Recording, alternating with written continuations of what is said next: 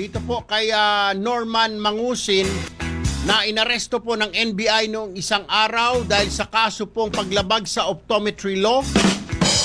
Meron din daw siyang warrant of arrest kasi doon sa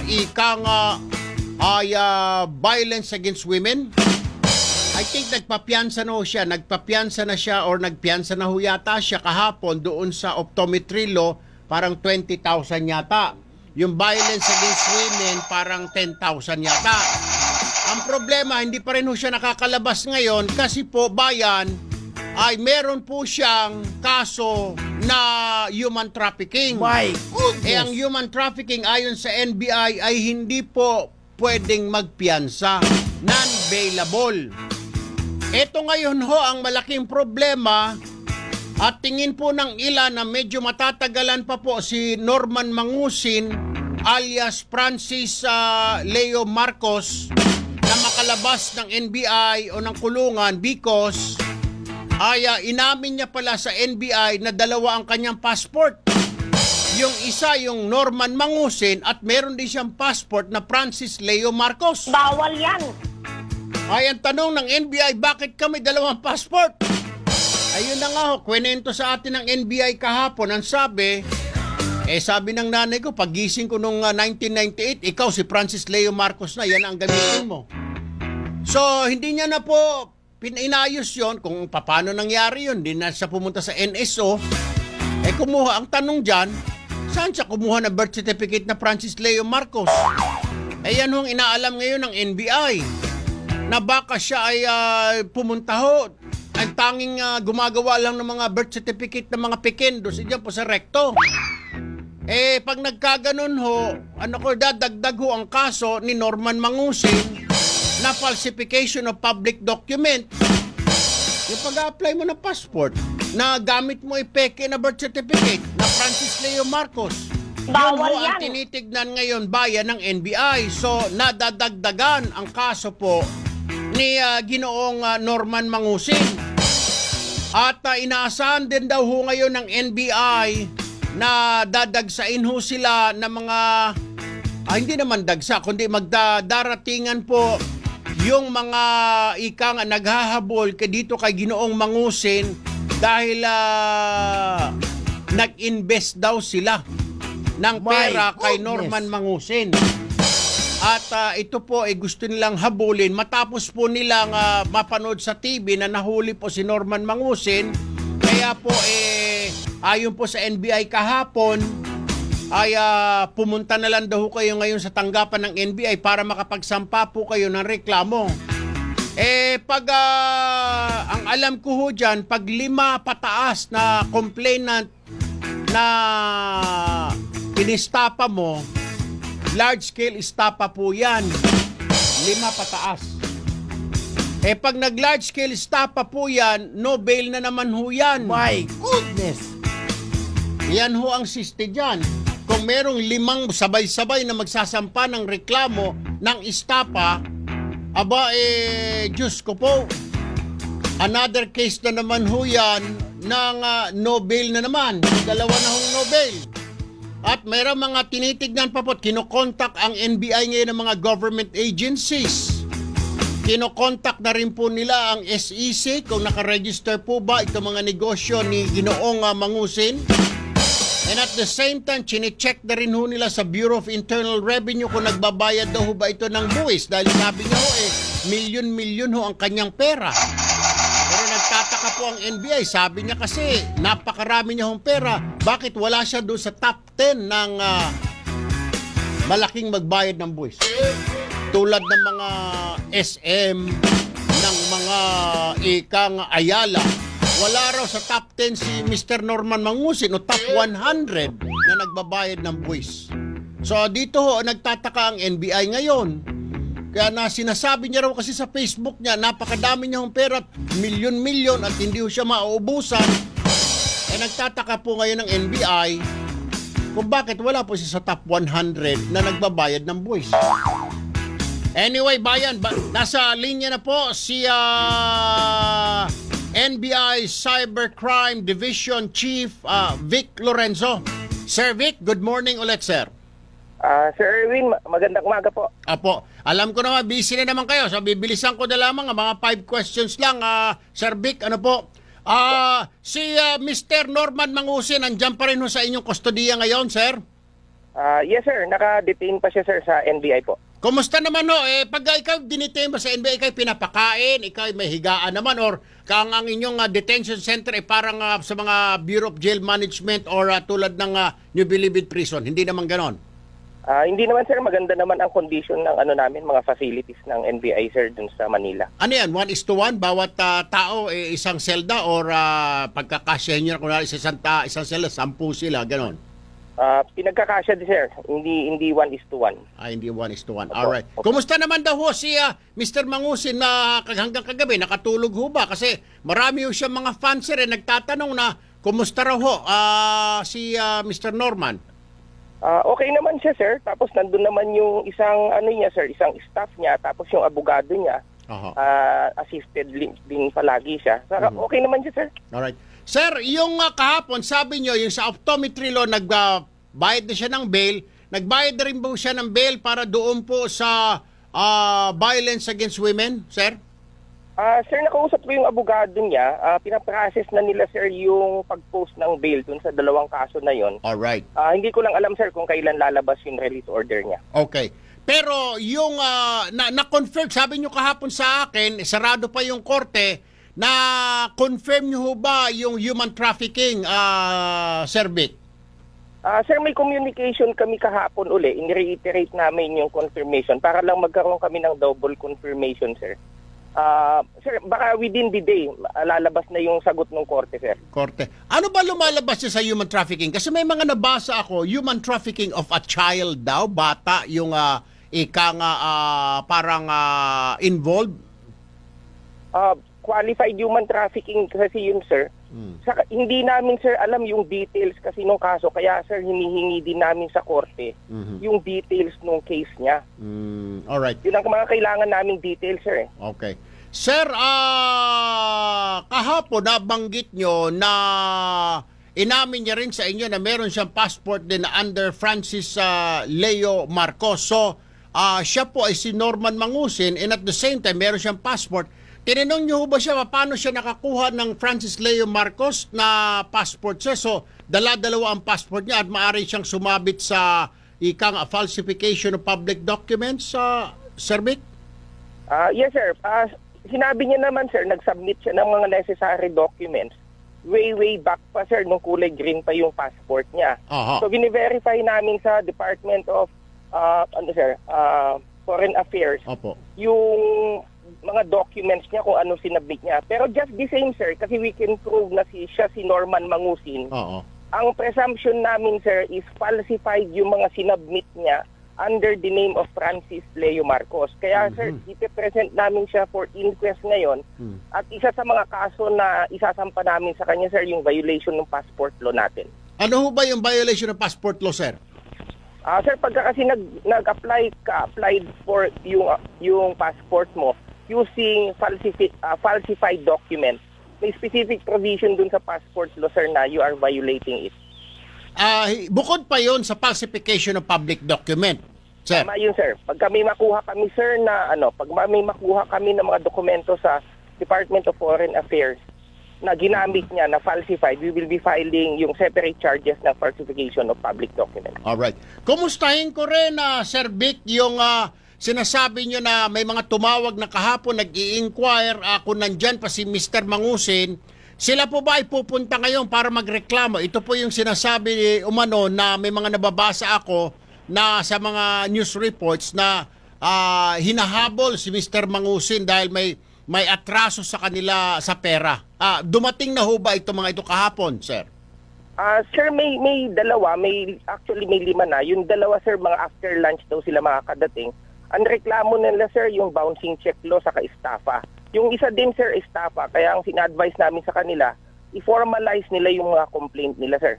Mga after lunch yung dalawa nag-confirm, pero yung 3, sir, mukhang hindi pa nag-confirm. Magkano so far, sir, ang hinahabol nila total pag pinagsama yung mga complainants? Magkano pong hinahabol nila, sir? Sir, ang personally ang nakausap ko lang sir, yung isa, ang Oh. sinasabi niya parang may 7 million siyang hinahabol kay Norman Mangusin. Kailan daw ho ito, sir? Matagal na? Mga 2 years ago yata yun, sir. 2 years ago. Yung isa pa lang yon, 7 million. Sir, Opo. okay, linawin ko lang, di ho ba meron tayong tinatawag na large-scale estafa? Pag nagsama-sama, 5 complainant nagsama-sama, ang ikakaso na ho dyan, hindi lang ordinary estafa, kundi large-scale estafa na. Tama po ba yan, Sir Vic? Tama po yun, sir. 3 or more complainants, tapos complainant, sir. Pwede yung syndicated staff, papasok yun, sir. Available po ba yan, sir? Or anong sistema? Ang huling alam ko, when I was a police reporter, wala hong piyansa yata yan, Sir Vic. Yes, sir. Pagka syndicated staff, sir, wala po. So another case na naman ho yan, Sir Vic. Sir, i-assess namin kung proper for inquest siya, yung mga dokumentong isasubmit nila, sir. Kasi sir, di ba meron tayong yung pwede lang, may mga kaso lang tayo, circumstantial kaso na pwede tayong mag-inquest sa kanya. Okay. Minsan kasi, sir, di ba, crime has just been committed. Yung mga requirements na ganun, sir. Oo. Kailangan i-comply yun, sir. Otherwise, sir, baka mag-direct filing na lang sila. Okay. Sir, nababanata ng NBI, pero sabi nga ho natin, the law is the law, trabaho ninyo yan, you are not there to please people. Pero ang yung mga supporters nagtatanong, bakit? Pakiramdam nila napolitika si Francis Leo dahil masyado siya maangas, dahil matulungin siya, marami rin siya namang nagawa daw ng kabutihan, yung mayaman challenge, etc., namigay ng mga bigas, pero may nagalit sa kanya, nainggit, kaya pinahuli siya. Anong sagot nyo rito, Sir Vic? Sir, lahat naman ng mga comment, kahit na mga negative comments, natututo din kami, sir. Pero kung titignan mo kasi, sir, actually, sir, matagal na may mga nag-file ng complaint sa kanya. For example, sir, yung isang subdivision na sinalens niya nga yung mayayaman. Oo. Nag-file sila ng for investigative assistance. Oho. Hindi naman immediately, sir, di ba na-aksyonan namin yun sa dami din ng ginagawa namin. Opo. Ni-record check lang naman namin kaagad siya, sir, nung siya ang mismo ang nag-file ng formal complaint sa amin. Kaya nung ni-record check namin siya, sir, may mga lumabas na warrant of arrest. Kaya sinerve namin sa kanya, sir. At the same time, kinausap namin siya para ma-substantiate niya din, sir, yung mga complaint niya. So siya ang pumunta sa inyo na mag-file ng reklamo. Ano yung nirereklamo ni Mr. Mangusin, Sir Vic? Actually, sir, nag-email lang siya sa amin. Na? Nag-email siya sa amin. Nag-email siya sa amin, sir. Tapos yung case formally assigned to us. Ang nirereklamo niya, sir, may mga gumawa sa kanya na mga sa pangalan niya ng mga accounts at nanghihingi daw ng pera. Ayun. Binigyan niya kami ng mga links. Tapos, yun nga, sir, inimbestigahan namin. At tinanong din namin siya kung saan niya mga nakuha yung mga links. So, nag-pop up sa computer ninyo yung mga warrant niya. So, the irony of this, lumapit siya para maghingi ng tulong, and when you verified, nag-pop up yung mga warrant of arrest niya. Ganun po ba, Sir Vic? Tama po yung circumstances na yon. At binigyan namin nga siya, sir, ng pagkakataon, sir, na magbigay sana ng release order or dismissal order. Oo. Kaya lang, sir, wala siyang ma-present. Kaya wala kaming alternative but to serve yung warrant of arrest sa kanya, sir. Anong sagot po ng abogado niya? Bakit hindi daw niya binabayaran yung piyansa niya or yung release order niya? Bakit daw, sir? Well, I'm kind of surprised. Imposible hindi niya mabayaran yung piyansa niya, sir. I mean, 20,000, milyonaryo nga raw ho siya. Namimigay siya libo-libong sakong bigas. Yung violence against women, 10,000 plus. Chicken feed sa kanya yun. Ilang sakong bigas lang ho yun. Bakit daw hindi nabayaran, Sir Vic? Sir, ang sinasabi niya lang, nung in-interview namin siya as assisted by his counsel, ang sinasabi niya, sir, talagang, sinabi niya unang-una hindi siya. Pero na-prove namin na siya, sir. Kasi sinabi niya, nakalimutan niya lang, sir. Hindi siya si Norman Mangusin. Hindi niya muna inamin. Unang-una, sir, hindi niya inaamin na siya yung nasa warrant of arrest. Pero prove namin na siya yun, sir. Alright. Inamin din niya bandang huli. Opo. Okay, alright. So, he was really standing doon sa statements niya sa Facebook na siya si Francis Leo Marcos.